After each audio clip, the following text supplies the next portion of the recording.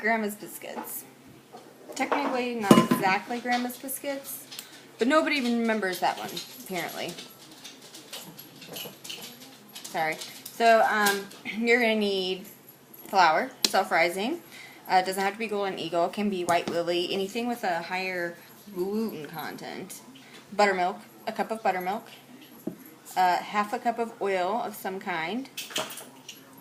And put oil in your pan, a couple tablespoons. Be generous.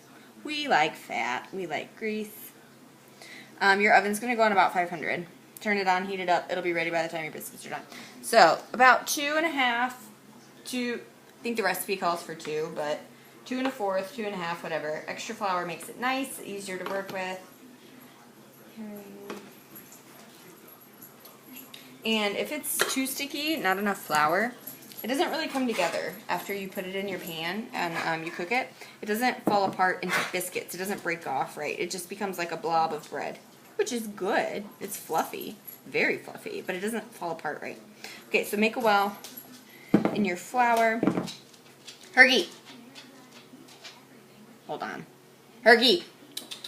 Hergy.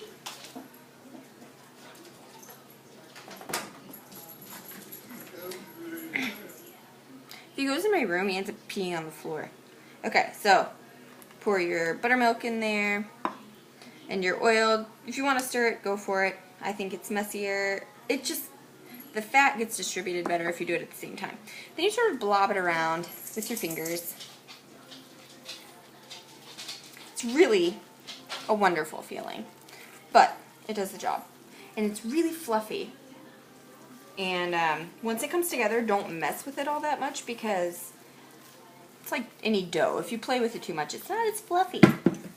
So, kind of just scooping and getting it all over my shirt. Turning, flipping, use up your flour. It's all you're trying to do here. More flour is better than less, but not too much flour. You don't want it tough, but you want it to come together. Sort of like not too sticky, but just enough. I think I used a wee bit extra flour, so I'll just try not to use it. You can wash your hands at this point and reflour them. Apparently that's what people do, but I don't. Waste time. I mean, I do normally, just not during this instance.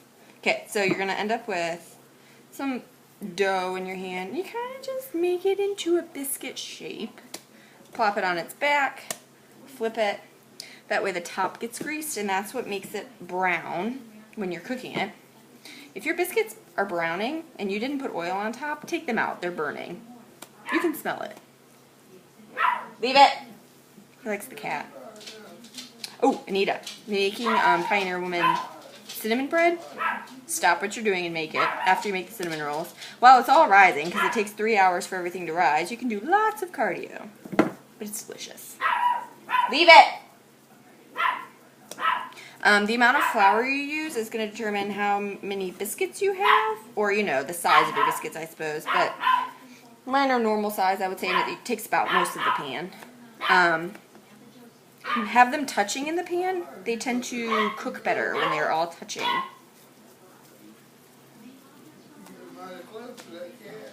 The cat's going to eat that dog one day.